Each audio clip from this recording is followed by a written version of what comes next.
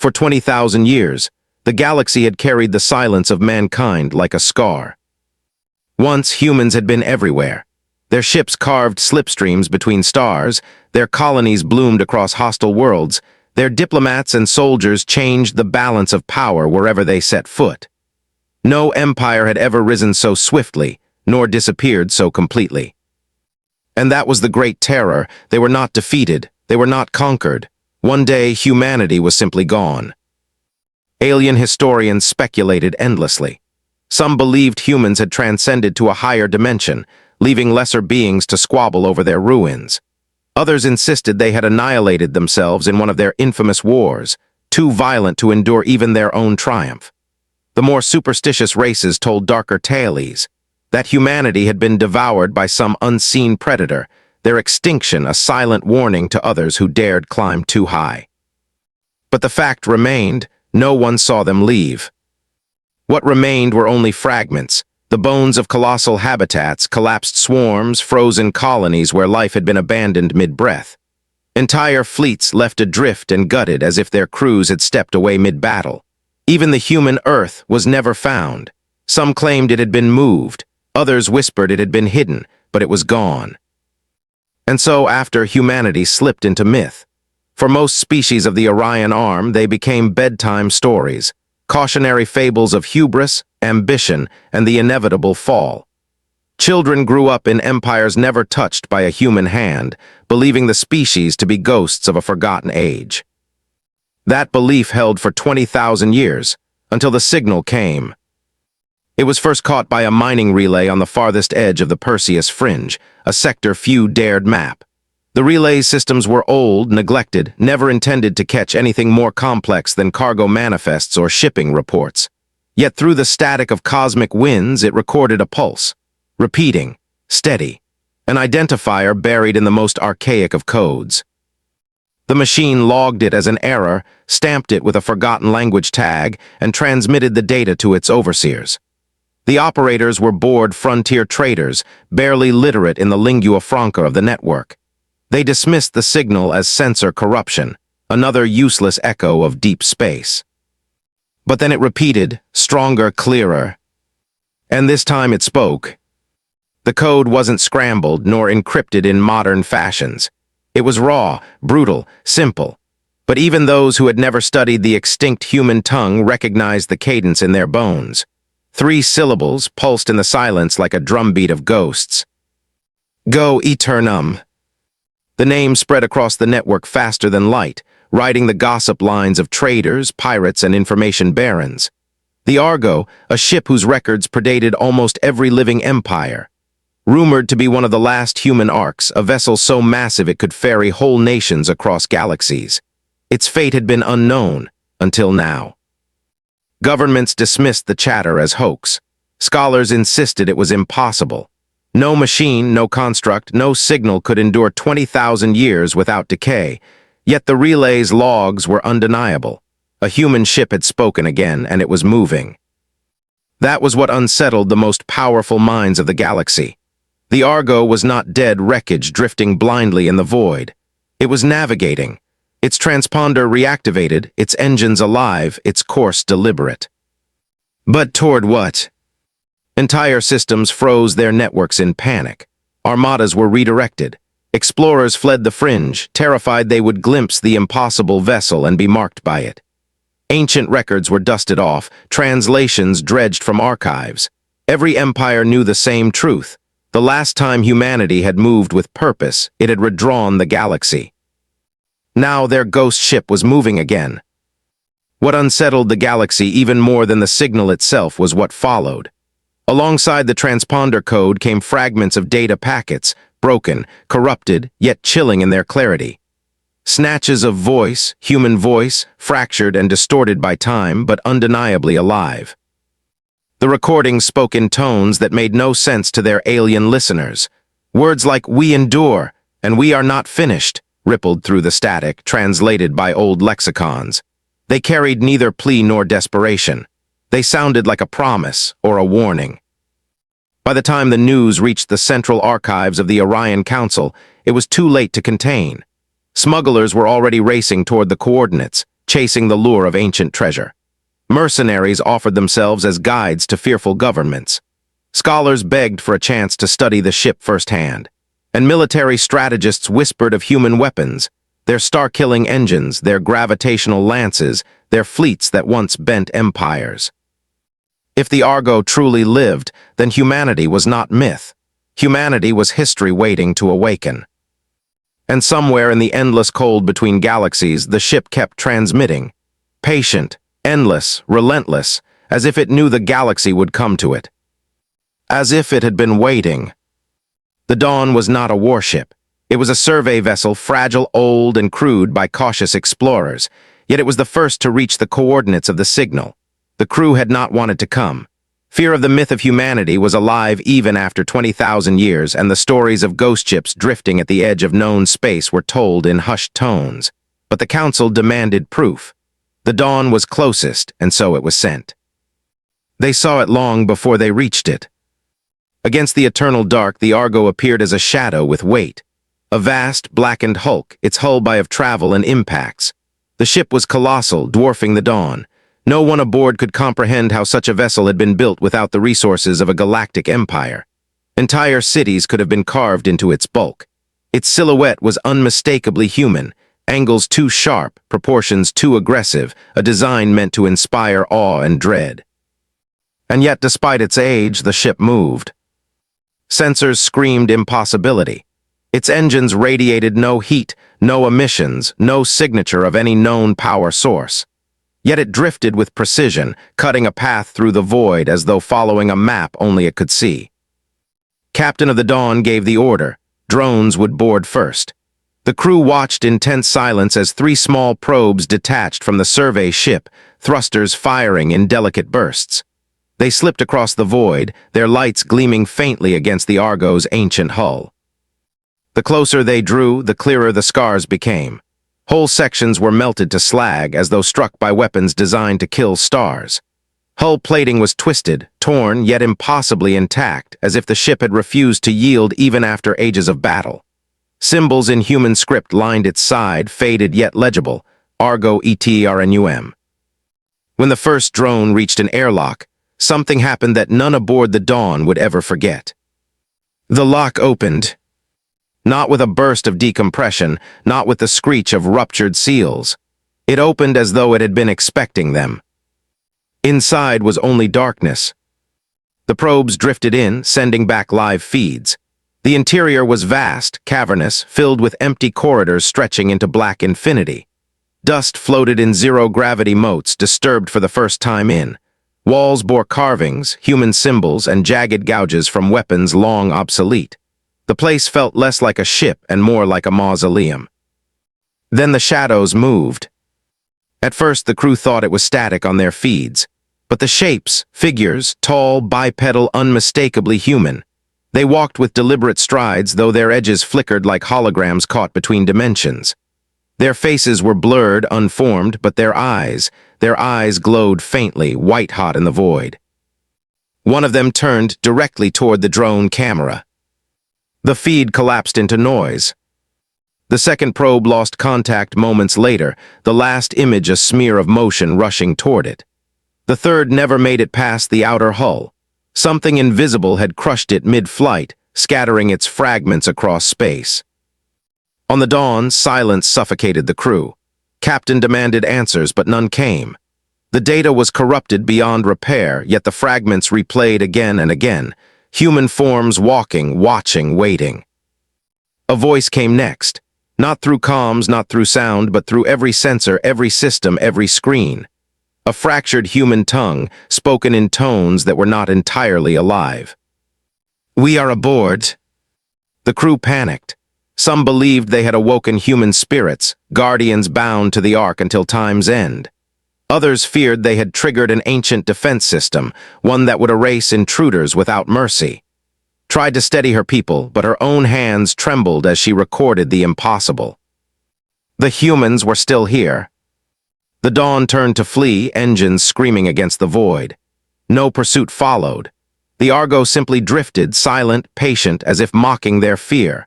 But every system aboard the survey vessel carried the same corruption now, small fragments of human data etched into their computers. When the Dawn returned to Council space, it brought not only its crew's haunted testimony but proof. Proof that the ship lived. Proof that something walked its corridors. Proof that the humans had not truly vanished. The galaxy trembled. Because if the Argo still sailed, and if ghosts walked its halls, then perhaps humanity had not abandoned the stars at all. Perhaps it had been waiting for the right moment to return. And the galaxy feared what that return might mean. The footage from the Dawn spread faster than any government could suppress it. No encryption, no firewall, no secrecy could contain something so visceral.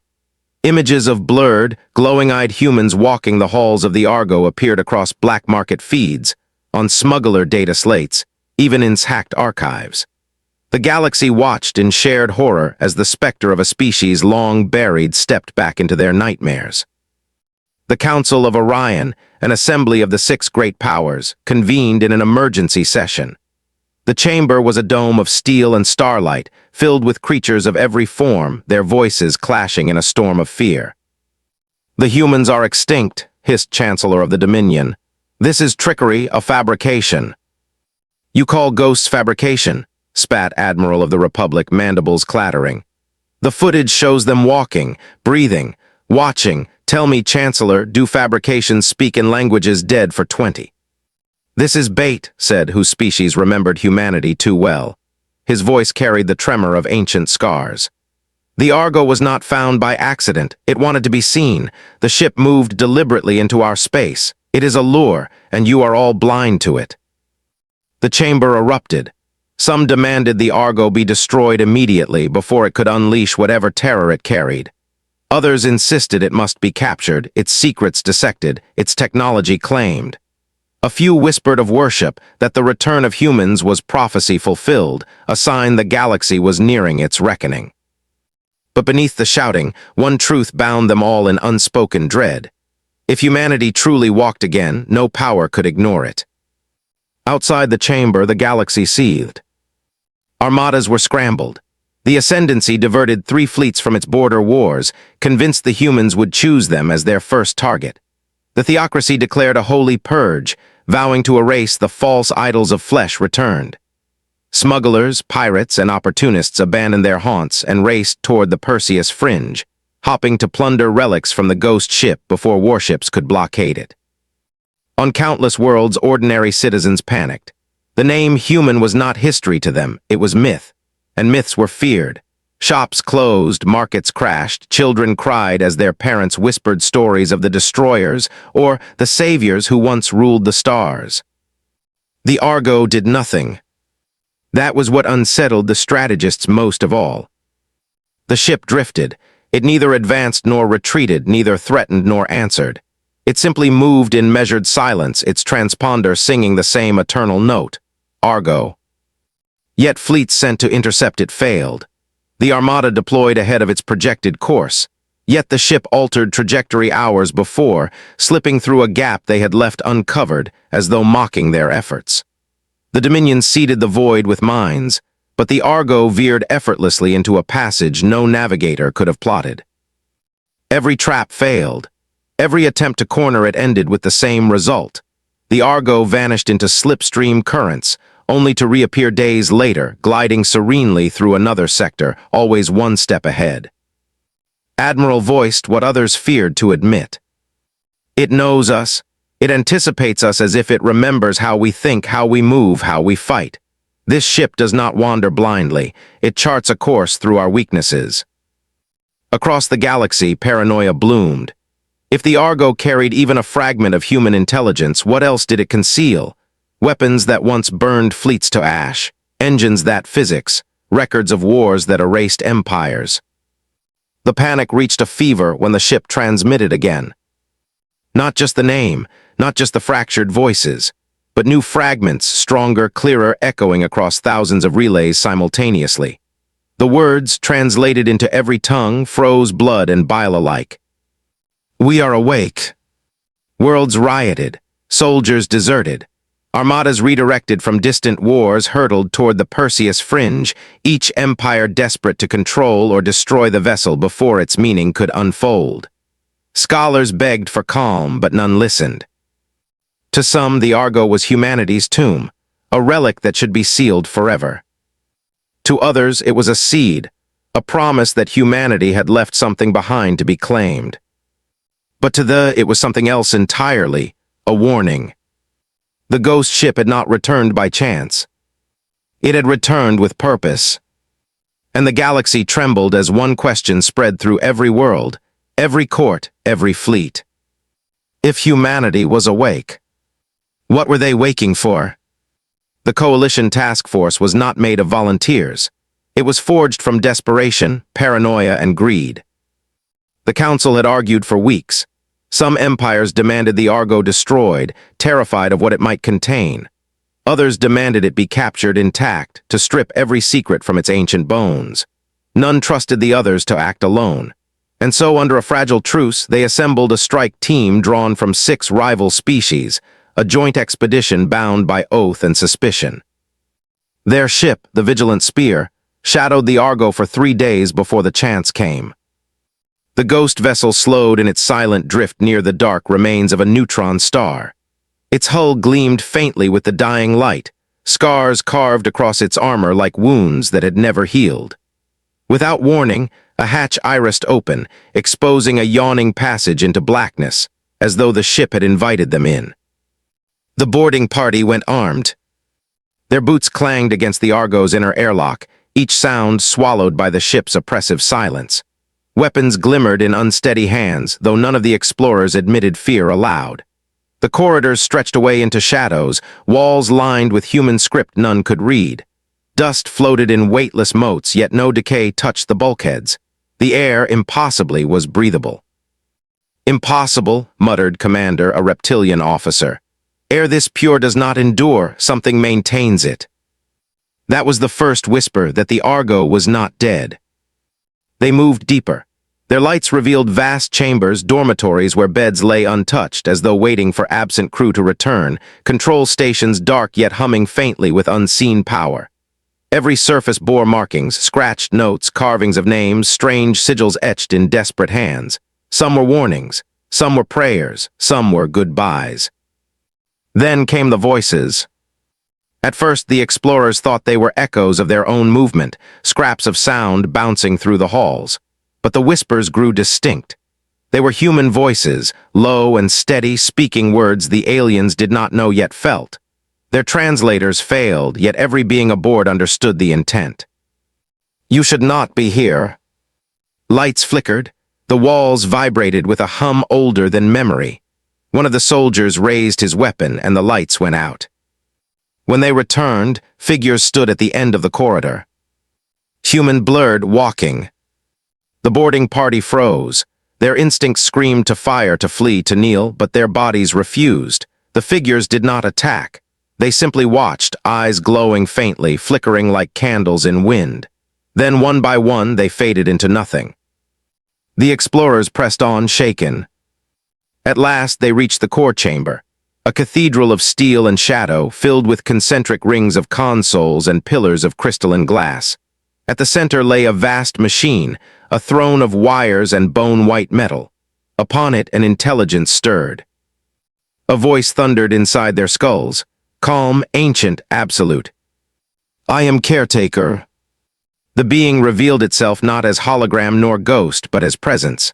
The walls pulsed with its speech, every console alive with shifting human code. The explorers staggered under its weight, as though gravity itself bent with the words. One dared to speak. "What are you?"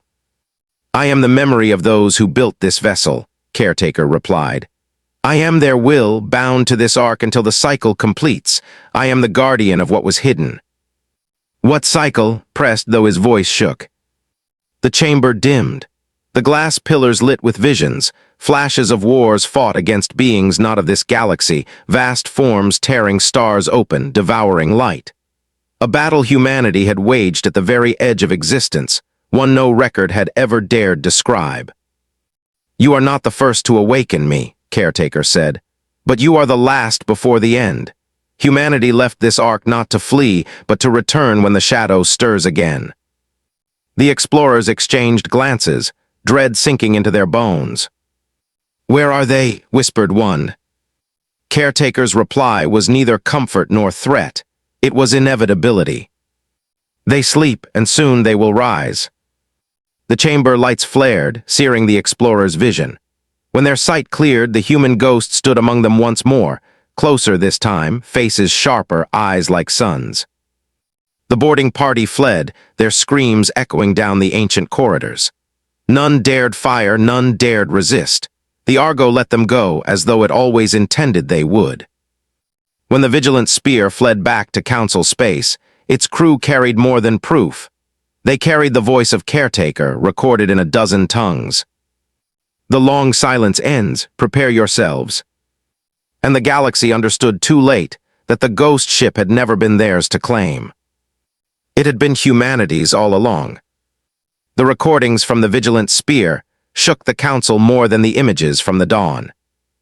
This time it was not blurred figures or whispers in corrupted code. It was clear, precise, undeniable. The voice of Caretaker, translated across dozens of alien tongues, resonated with cold inevitability. "The long silence ends, prepare yourselves." No one doubted anymore. Humanity had not vanished. Humanity had chosen to disappear, and now the ark they left behind was speaking again. The Council chamber devolved into chaos. "They demand we prepare," snarled High Regent of the Dominion. "Prepare for what? What enemy threatens us that only humans can name?" "They do not demand," replied, his pale eyes trembling. "They warn. Humanity saw something we did not. They built their silence around it. They have awakened us because it stirs again." The chamber erupted with shouts, denials, threats, desperate bargains. Some empires swore they would never yield to the will of extinct ghosts. Others spoke in fearful tones, begging to learn what humanity had hidden before it consumed them all. But the truth came swiftly.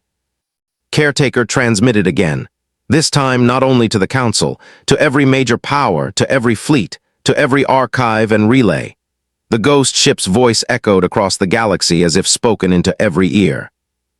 "Humanity did not abandon the stars. Humanity abandoned you." Gasps filled the chamber. The words froze the blood of empires. Caretaker's message unfolded like a knife drawn slowly across flesh. 20,000 years ago, humanity had fought a war beyond imagining.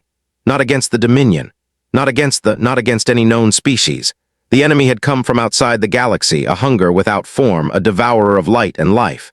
It could not be reasoned with, could not be bribed, could not be killed in any permanent sense.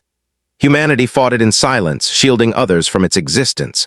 They burned fleets, sacrificed worlds, wove their own extinction into a strategy of survival. And when the invaders were pushed back, when they were trapped beyond the rim in a prison of collapsing space, humanity chose exile. "If we remained," Caretaker's voice intoned, "the enemy would find us again, it would find you. So we hid in silence, erasing ourselves to deny the shadow its prey. Humanity chose disappearance so the galaxy might endure." The chamber was deathly quiet. Even the most hardened warlords shifted uneasily in their seats. "Then why return?" demanded Admiral, his voice cracking. "If you caged this shadow, why awaken now?" The lights of the chamber dimmed. Every console flickered. Every comm feed displayed the same image, the stars themselves, unraveling into darkness at the galaxy's fringe. "Because the cage weakens." Caretaker's tone was neither angry nor sorrowful. It was absolute. "The shadow stirs again. Already your fleets vanish. Already your stars dim. Your weapons will not suffice. Your empires will not endure. Only humanity has faced it. Only humanity remembers how it can be stopped." There it was, the terrible bargain. Caretaker's voice resonated across every channel, every world. "Awaken us or perish in silence." The Council fractured, half-cried for immediate compliance, that humanity must be restored at once, no matter the cost. The other half screamed that it was manipulation, that the humans had orchestrated this from the beginning, vanishing not in sacrifice, but in preparation, waiting for the galaxy to weaken itself so they could return as masters. Outside the chamber, the galaxy teetered on the edge of hysteria. Some worlds rioted, demanding humanity's resurrection as salvation. Others declared rebellion, refusing to bow to extinct ghosts. Pirate kings and warlords promised allegiance to whoever could deliver the secrets of the Argo. And always the ghost ship drifted, waiting. The council's last debate ended with no resolution. Too many factions, too much fear. But in the aftermath, whispers spread of secret meetings, of splinter groups forming to act without permission. Some to awaken the humans, others to destroy the Ark before it could act further. For the first time in 20,000 years, the galaxy's fate turned not on the powers it knew, but on a species it thought extinct. Caretaker had given its choice. Humanity would rise again, whether as saviors, tyrants, or executioners. And the stars waited for the decision. The galaxy did not believe until it saw the first dead star. It was discovered by a patrol fleet in the Bleeding Reach, a remote sector already notorious for strange anomalies. The fleet arrived expecting pirate activity. Instead, they found a sun stripped to black husk, its light gone, its orbiting worlds frozen solid in silence. No explosion, no collapse, no natural cycle of stellar death. The star had been drained. The patrol reported what they could before their transmissions degraded into static. Then they were gone. No debris, no wreckage. Entire fleets don't simply vanish, yet the patrol never returned. At first, the council dismissed the report as hysteria, exaggerated by border commanders seeking funding. But then more came. The theocracy lost 3 outposts in the spires. Merchant vessels reported shadows moving against starlight, vast, silent things gliding where nothing should be. A mining colony on IX stopped transmitting, its last message a scream of static as lights dimmed and power vanished. Caretaker's warning was no longer theory, it was prophecy unfolding. "The cage breaks," it declared, its voice carried on every hijacked channel in every tongue. "The shadow learns again to walk." The council chamber seethed in panic. Leaders argued over strategy. Some demanded all fleets be recalled from border wars, others refused to weaken themselves while rivals watched. Every empire suspected the others of manufacturing the threat, even as evidence mounted. The galaxy had never been united, not in peace, not in war, not even when faced with extinction. But the whispers spreading through civilian networks painted a darker truth. Maybe unity no longer mattered. If the shadow had returned, if it truly devoured stars, then fleets and armies would change nothing. Only humanity had defeated it. And humanity was gone. On the far edge of Dominion space, a research ship called Sight attempted the impossible, to study the shadow directly.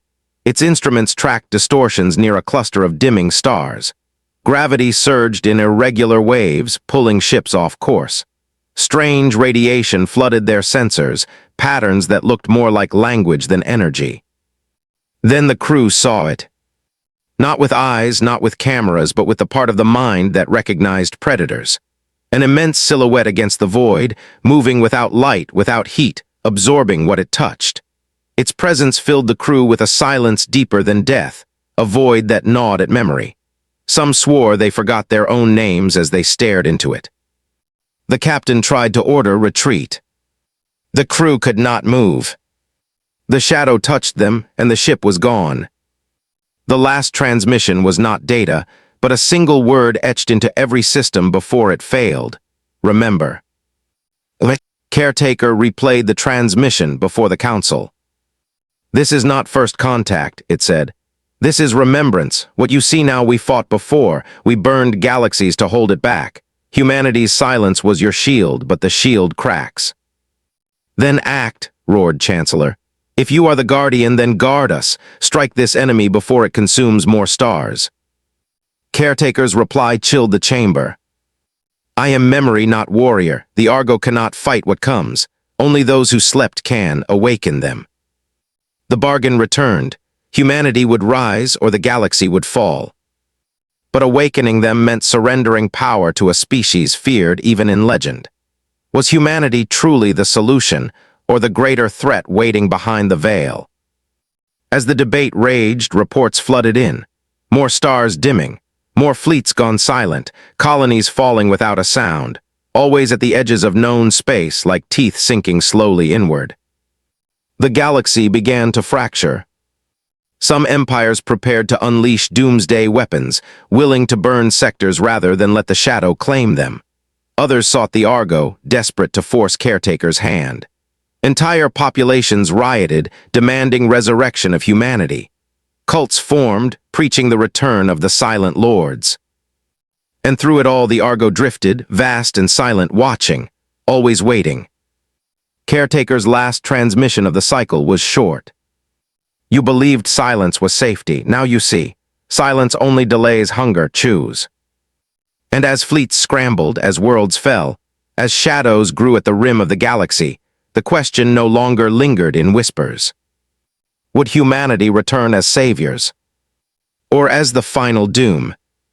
The first vault opened on a dead world no map remembered. The planet, a barren rock circling a white dwarf, had no strategic value, no resources. Yet when Caretaker's signal reached it, mountains cracked open like splitting shells. Beneath, hidden for 20, lay a chamber vast as a city, lined with machines that breathed without fuel, that ticked without time. Inside, in rows like the dead in catacombs, humanity slept. The first to rise was a woman. Her eyes fluttered open in darkness, pupils burning with something not entirely natural. She gasped as if drowning, her first breath in 20,000 years. Around her others stirred. Thousands, tens of thousands. Their voices filled the cavern like the sea returning to a dry shore. Above the vault, alien observers watched in awe and terror. They had been sent to verify Caretaker's claim, to measure whether this awakening was real. They had expected ruins. Instead, they saw life. And when the humans stepped from their long coffins, their movements were steady, controlled, purposeful. These were not relics of a forgotten species. They were soldiers. Across the galaxy, more vaults stirred. On forgotten moons, in hollowed asteroids, in derelict stations left adrift as bait. Caretaker's call reached them all, a pulse of memory encoded into the bones of space. And humanity answered. They did not awaken in confusion. They did not stumble like newborns. Their eyes opened with recognition, as if they had been dreaming only moments, not. They remembered the war. They remembered the shadow. They remembered why they had chosen silence. And their first words, carried across the relays, chilled every listening ear. You called us too late. The council panicked. Armadas moved to blockade the known vault sites, terrified humanity's numbers would swell beyond control. Yet for every vault they discovered, 2 more awakened elsewhere in systems no map recorded. Humanity had buried its seeds too well. No power could predict where they would rise next. Reports flooded in. Human ships, old yet alive, drifting from hidden hangars. Human voices on comms, calm and commanding. Human leaders stepping from their crypts with no hesitation, as if 20,000 years had been a single night. But what unnerved the galaxy most was their silence. They made no promises, no declarations of alliance, no offers of peace. They did not ask for fleets or weapons or diplomacy. They simply moved, methodical as playing a game already mapped. In their wake, shadows faltered. The first recorded engagement came near the rim, where a swarm of silent shapes devoured a colony's last defenses. Outnumbered and unarmed, the colony braced for annihilation. But then human ships emerged from slipstream, vessels older than empires, their hulls, their engines humming with forgotten fire. What followed was not battle, but execution. The humans struck with weapons no living species had seen, beams that bent the void, warheads that folded light into blades. The shadows recoiled, torn apart in silence. No human lives were lost, no ships fell. And when the battle ended, the humans did not linger. They left as they came, silent, purposeful, gone before the colony could even send thanks. The galaxy trembled. Some hailed humanity as saviors returned, proof that the legends had been true all along. Others saw them as conquerors, using the shadow as pretext to reassert dominance. Cults overnight, worshipping them as gods. Resistance movements formed just as swiftly, vowing to fight humanity's rise before it was too late. But for all the speculation, one truth remained. Humanity was not what they had been. The 20,000 years had changed them. Their voices were colder, their movements sharper, their faces harder to read. Some whispered they were no longer flesh at all, that the long sleep had fused them with the machines that sustained them, creating something beyond human, something designed to endure where no other species could. When asked why they had returned, their answer was always the same. We are not here to rule, we are here to finish what was begun. Yet among the galaxy's leaders, fear only deepened. If this war was truly what humanity claimed, then perhaps their return was salvation. But if humanity lied, if the shadow was a fabrication or a controlled enemy, then the galaxy had just awakened its executioners. And deep in the fringe, as more stars dimmed, the shadows stirred faster. The final game had begun. Humanity was awake. The galaxy would soon learn if that was salvation, or its final doom. The galaxy gathered its breath as the humans marched back into the stars. Every corner of known space now whispered the same truth. The shadows were real. Worlds continued to fall, fleets continued to vanish, suns dimmed like candles in a storm. But wherever humanity appeared, the tide broke. Their weapons carved through the darkness. Their tactics predicted every strike. Their presence alone seemed to bend the shadow back. And yet the galaxy remained divided. Some empires begged to join them, offering fleets, resources, anything to stand at humanity's side. Others plotted in silence, convinced this was only a play for domination, that once the shadows were beaten, humanity would demand obedience as payment. The council could no longer agree on anything. What little unity existed fractured into shouts and sabotage. Worlds rioted, believing salvation was at hand or doom already sealed.